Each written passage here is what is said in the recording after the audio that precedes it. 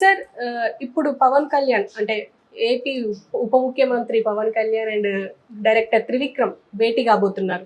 ఈ భేటీలో భాగంగా అంటే ఈ మీటింగ్ లో ఏం మాట్లాడుకునే అవకాశాలు ఉన్నాయంటారు? అంటే ఆల్రెడీ 3 సినిమాలు పెండింగ్ లో ఉన్నాయి, 4వ సినిమా ఏమైనా స్టార్ట్ చేయబోతున్నారా అని చెప్పేసి కొన్ని కమెంట్స్ వస్తున్నాయి. మీరేమంటారు? అది కూడా కావచ్చు, లేకపోతే అఖీరానందను లైన్ లోకి వస్తున్నాడు కదా, అది కూడా కావచ్చు. తర్వాత పవన్ కళ్యాణ్ని త్రివిక్రమ్ శ్రీనివాస్ ఏదో ఇప్పుడే కలిశారు అనుకుంటున్నారు. వాళ్ళు ఆల్మోస్ట్ వాళ్ళు రోజు కలుస్తున్నారు. ఎందుకంటే పవన్ కళ్యాణ్ మాటల్లో ఉన్న డెఫినెట్గా త్రివిక్రమ్ శ్రీనివాస్దే అంటాను నేను. ఒక దేశపు జెండాకు ఉన్న పవర్ కనిపిస్తుంది, అది రైటరే రాయగలడు. అలా కొన్ని మాటలు మాత్రం పరిపూర్ణత్వంతో ఉన్నాయి. అంటే వీళ్ళిద్దరు నిరంతరం ఏదో చాటింగ్లో ఉన్నారు. అందువల్ల తర్వాత రాజకీయ నాయకుడు అయిన తర్వాత పవన్ తాలూకు ఒరిజినాలిటీ కొంచెం మిస్ అయింది. సంయమనంగా మాట్లాడుతున్నాడు. ఎవరైతే తాట చేస్తానని చెప్పాడో, ఎవరైతే చెప్పుతో కొడతానని చెప్పాడో, ఎవరినైతే చంపేస్తానని జైలుకి వెళ్ళినా పర్లేదన్నాడు, ఈరోజు మాట మారింది. అది నేను చెప్పదలుచుకుంది ఏంటంటే, పవను ఆయన ఆవేశాన్ని చూసే, పవన్ తాలూకు ఆ స్వచ్ఛతను అన్నిటిని చూసే జనం ఇష్టపడ్డారు. మళ్ళీ మామూలుగా చాప కింద నీరులాగా వెళ్దాం అనుకుంటే జనంకి ఇంట్రెస్ట్ రారు, ఇంతమంది మీటింగులకి రారు. జనం విరుచుకు పడితేనే ఆనందం.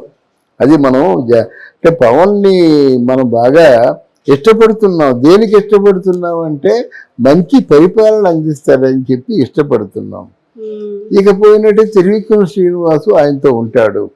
పవన్ ఎక్కువ సినిమాలు చేసినట్టయితే జనానికి దూరం అవుతాడు. ఏదో ఒక సంవత్సరానికి ఒక సినిమా అంటే ఈ 3 సినిమాలు అయిపోయిన తర్వాత ఓ సినిమా అంటే పర్వాలేదు. కానీ ఇప్పుడు ఆయన ముందున్న ఛాలెంజ్లు ఏంటంటే, ఆయన ఏ వాగ్దానాలు ప్రజలకు చేశాడో ఆ వాగ్దానాలని పరిపూర్ణంగా అది నిర్మించుకోవడం, ఆ పరిపూర్ణంగా క్రియారూపంగా చేసి చూపించడం మీద ఆయన బాధ్యతలు ఉన్నాయి. ఇప్పుడు మామూలుగా నేను లేదండి ఈ 2-3 నెలలు కూడా సినిమాల్లో చేస్తానంటే అల్లరి పాలైపోతాడు. నువ్వు అతులు చేస్తావో ఎలా చేస్తావో నీ పేషీ పక్కన సెట్ వేయించుకుంటావు, తీసి పక్కన పెట్టండి. కానీ ఆ 3 సినిమాల్ని పూర్తి చేయాలి. కానీ నీ పరిపాలన మాత్రం అరక్షణం ఆఫ్ చేయడానికి వీలు లేదు. నీకు అవకాశం ఉంది, ఓన్లీ నైట్లే ఉంటాయి. నువ్వు నైట్లు అంతకుముందు ప్రోపగండా చేస్తున్నప్పుడు నైట్ టైమే షూటింగ్ చేసేవాడివి. అటువంటి ఏర్పాట్ల కోసం ఏదైనా మాట్లాడుకుంటే మాట్లాడుకోవచ్చు. ఒకటి అఖీరానందన్ తాలూకు కథ ఎలా ఉంటుందో చెప్పే ప్రయత్నం. మూడోది ఏంటంటే, ఒక సంవత్సరానికి ఒక సినిమా మంచి జనాలకు దగ్గరయ్యే మంచి సినిమా. ఇది ఎందుకు చెప్తున్నానంటే, తమిళనాడులో ఎంజి రామచంద్రన్ గారు అంటే గెలిచిన తర్వాత సీఎం అయిన తర్వాత కూడా 2-3 సినిమాలు చేసుకున్నాడు. ఆ 2-3 సినిమాలు కూడా ఆయన జీవితాంతం గుర్తుండిపోయే సినిమాలు చేశాడు. అట్లాంటి ప్లాన్లో ఏదైనా ఉండొచ్చు. గనక ఆయనకి చేదోడు వాదోడుగా ఉండే త్రివిక్రమ్ ఓసారి పవన్ కళ్యాణ్ చెప్పాడు, మా కుటుంబంలో వారికంటే త్రివిక్రమ్ నాకు చాలా ఇష్టడు, దగ్గర అని చెప్పారు అన్నమాట. ఇందులో అలీ కూడా కలిసే అవకాశం ఉంది అంటారా? ఎందుకంటే ఆల్రెడీ రాజకీయాలు వదిలేస్తున్నా అని చెప్పేసి అలీ ప్రకటించారు. అలీ సెల్ఫ్ గోల్ చేసుకున్నాడమ్మా. సెల్ఫ్ గోల్ అంటే నిజంగా ఈరోజు త్రివిక్రమ్ శ్రీనివాస్కి కొంచెం ఇష్టపూర్వకమైనటువంటి సంబంధాలు ఉన్నాయి. ఆయన్ని లైక్ చేస్తాడు, ఆలీని లవ్ చేస్తాడు. అంటే ఆలీ తనకి చాలా ఇష్టమైన వాడు. ఆలీ సినిమాల్లో లాంటి సినిమాల్లో లేకపోతే నేను యాక్ట్ చేయలేనని బాహాటంగా చెప్పినటువంటి రిలేషన్ ఉంది ఆలీకి. కానీ తనకు తానే దూరం అయ్యాడు. ఆయన మాట్లాడేంటంటే, అలీ నాకు అంత ప్రాణమిత్రుడు కదా, వచ్చి నా కష్టాలు సుఖాలు నా అవమానాలు అన్నీ చూడొచ్చు కదా, నా దగ్గర ఉంటే నాకు కొంచెం స్వాంతన చేకూరుతుంది కదా అని ఆయన ఆలోచన. నన్ను పెళ్ళలేదు కదా అంటాడు ఈయన. ఇప్పుడు నీ పొజిషను ఆలీ పొజిషను ఒకటేనా? ఆయన నాయకుడు, నువ్వు సేనానివి, నువ్వు వెళ్ళాలి, నీకోసం ప్రాణాలను ఇస్తానని చెప్పి సేనానికి వెళ్తే ఆ నాయకుడికి ఇష్టం.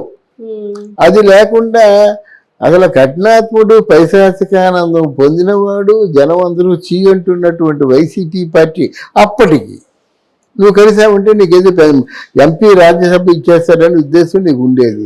ఏమైనా సాగిందా? నీకేమైనా విలువ ఇచ్చారా? తర్వాత ఏమో ఇంకేది మన ఏదేదో మొత్తానికి ఏంటంటే ఆయనకి లేనిపోని ఆశలన్నీ చూపించి ఆయన చేసిన మంచి పని ఏదైనా ఉందంటే నీ కూతురు పెళ్ళికి రావడం, అంతకు మించి నీకు ఏదైనా మంచి పని జరిగిందా? అలాంటప్పుడు నువ్వు పిచ్చి పిచ్చి మాట్లాడావు, ప్రజలకు గుర్తుంటుంది. ఆయన చేత పవన్ కళ్యాణ్ మీదనే నేను పోటీ చేస్తాను. ఆ మైకులు అనేసారు కానీ దాని తాలూకు ప్రభావం ఎంత ఉంటుంది చెప్పండి. కాకపోతే ఇప్పుడు 5 సంవత్సరాల్లో ఒకసారైనా పవన్ కళ్యాణ్ని కలిసి జరిగింది సారీ అని చెప్పావా? అంటే తెలివైన వాళ్ళు చేస్తారన్నమాట.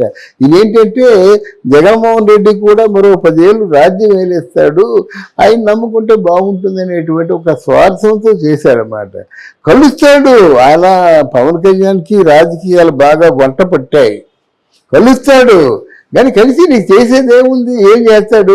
అవసరం వచ్చి సినిమాల్లో కూడా యాక్ట్ చేస్తూ ఒప్పుకుంటాడు, కానీ ఆ స్థానం రాదు కదా.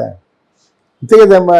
ఇప్పుడు సామెత ఒకటి ఉంది, ముక్కు కోసిన మొగుడిని ఏ రోజు మర్చిపోలేదట అంటే భార్య.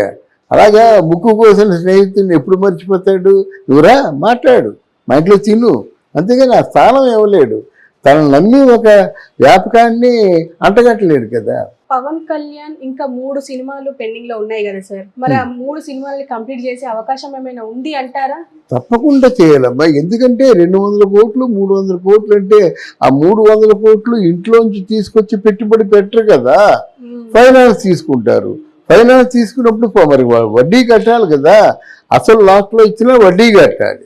అమ్మ వడ్డీలు కోట్లలో ఉంటే ఎంత అయిపోతాయి?